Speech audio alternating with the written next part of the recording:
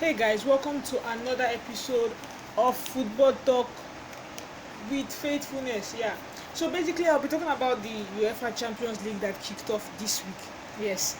Most of you, your teams are in the Champions League, you're playing midweek football. Not some people that are playing football on Thursday night and they think they are playing midweek football. Let's leave them aside first. Well, last season, UEFA Champions League actually brought the drama. When you hear UEFA Champions League, we always look at the dominance of Spanish clubs like Real Madrid, Barcelona. You see the dominance of Bayern Munich. You see the dominance of other clubs apart from English clubs. But I feel that English clubs made a statement last season. You have the likes of Liverpool and Tottenham playing in the final, like two English clubs playing in the finals of the UEFA Champions League.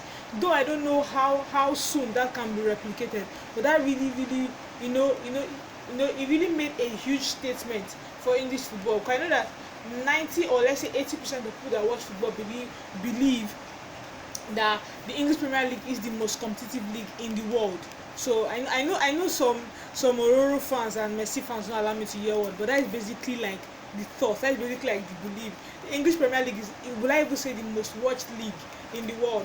So let's go straight to this week has already brought the drama. But first of all, we see the defending champions Liverpool losing to Napoli, and you begin to wonder, is Klopp paying too much attention on the Premier League, or it's just a normal stuff? Let's just say they didn't expect to win. I was hearing Van Dijk saying it's not a wake-up call. They anticipated a draw, but the penalty changed the whole game and blah blah blah. So do you think that Liverpool can actually replicate the same intensity they did in the Champions League last season? All I can say is that it's too early to judge.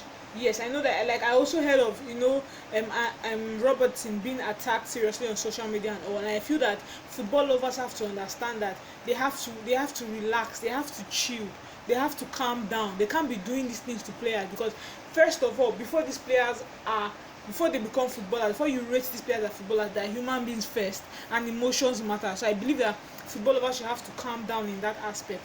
So we're saying, like, would Liverpool be able to sustain that pressure? Honestly, I see them flying very high in the league, but I don't see them doing badly in the Champions League. I don't see them retaining the Champions League, but I don't see them doing bad in the Champions League. But I also, the fact that Napoli were able to give Liverpool their first loss makes me wonder that means this Liverpool team is not as strong, or let's say as great as they set themselves to be. Because if you look at their performances in the English Premier League, everybody's like they're on fire, they cannot be stopped. But I feel that Napoli was able to bring them back to reality a little, like, guys, calm down, relax. But let's just see how it goes. Like I said, it's the first game of the Champions League, so there's still a lot of room for improvement. The next game I want to talk about is the Barcelona-Dortmund game. Now, looking at that game, my man of the match is going to be Barcelona's goalkeeper Ter Stegen, because I feel that he saved them. When I mean he saved them, he saved their blushes. But when you look at a Barcelona team, you look at the team and you're like, who exactly can pull the strings when Lionel Messi is not on the pitch? And once again, it shows that without Lionel Messi, Barcelona are just wolves with. They're just like a wolf side with their initial grand. Do you understand my point? But I feel that Barcelona can do better, because having the likes of Dion, having the likes of Otto, these players are really exciting. They're really exciting players. So I feel that Barcelona can do better without Lionel Messi, and I feel that a draw was a fair point, because Jadon Sancho almost made those defenders chop grass. You know what I'm talking about. But that game was just a fair game. I feel a draw, a goalless draw. Okay, I was not anticipating a goalless draw, but I feel that a draw was actually a fair result for both teams, and I'm looking forward to the return leg of that game. Yeah, another game I would like to talk about is the PSG Real Madrid game. Now, I'm solely talking about this game because I feel that Real Madrid has won the Champions League back to back, especially with the likes of Zidane. Now Zidane has come back for a second coming, and looks as if things are not working well for Zidane. First of all, after the Bale saga, I was thinking, does Zidane actually know exactly what he's doing? But this first game against PSG, they didn't put up a sincere fight. Now I don't want to take I don't want to take the joy away from PSG, because I won't like PSG were exciting to watch from the first minute to the last minute of the game. We had likes of Di Maria stepping up. We had likes of Idris Gueye. I feel that one of the transfers of the season at the moment should be Idris Gueye's movement from Everton to PSG. And I feel that these are the kind of players that we need. We need this kind of player, the kind of players Idris Gueye, Kante, Dakore. I feel these players are not, they're underrated. Do you get my point? I feel that they're meant to be, they're rated highly. They're top tier among class defenders. And Idris Gueye proved his worth. He proved that he deserved to be in a big team. And let's not also forget that this PSG team were without Neymar, they were without Cavani, they were without Mbappe. So my question is now, where is it going wrong for Real Madrid? I was saying something 2 seasons ago or last season, and I was saying that after the Cristiano Ronaldo era of Real Madrid, what exactly should we expect for Real Madrid?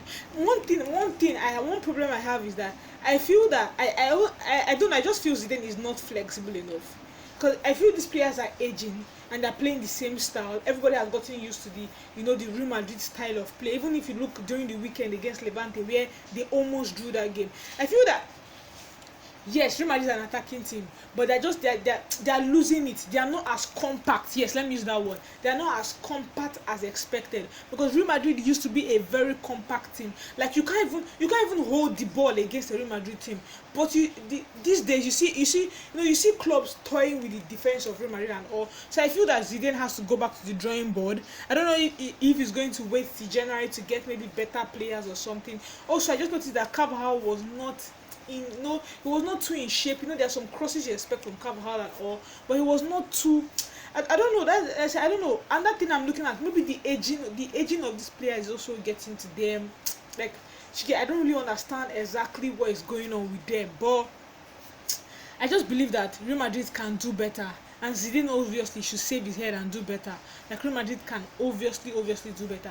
And the final game I'll be talking about is the Juventus Atletico Madrid game. Yes, entering into that game, I know some people were like, my goat is playing today, blah blah blah blah blah, Messi did not score, blah blah blah blah blah blah blah. Like, some people are just making noise, and I'm like, guys, relax. But something, I just noticed that Ronaldo is actually a very hardworking player, if we are being honest.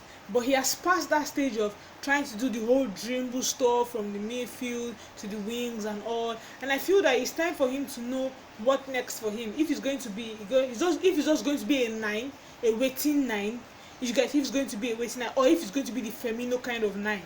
You understand my point here? Now, the Firmino kind of 9 is the kind of striker or a 4 striker that moves in between, like a diamond or a triangle. Yeah, he's in between the wingers.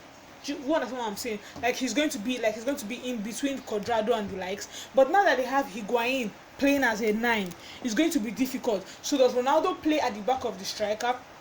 Does he play on the wings? Can he be like a creative force? They have to figure out the best position for Ronaldo, because no matter what we say, no matter how old we claim that Ronaldo is getting, Ronaldo is still an exciting player. But I didn't expect Juventus to give up a 2-goal lead. And one thing that we can say is that Kevin Trippier is really, really enjoying his move at Atletico Madrid, because we're making so many runs, so many crosses. Like one thing I understand about Atletico Madrid is that they can defend, so they were able to cover up his lapses. I think Arsenal should take 1 or 2 notes from Atletico Madrid when it comes to that. Even if you have wing backs that are always flying to the forward, there should be players that should be able to cover those lapses. And Atletico Madrid, they proved that they can be patient enough, and they got the equalizer at the 91st minute. Very, very, very exciting stuff. So all around, the Champions League has been exciting. We saw Tottenham, getting a 2-2 draw against Olympiacos, and you're like, how far English team. Let's not forget, Manchester City was dominant once again against Shakhtar, getting a 3-goal win. Yes, the Champions League has been exciting, really, really exciting. But it is just the first game. So let us not get too excited. But let's just see how it plays out.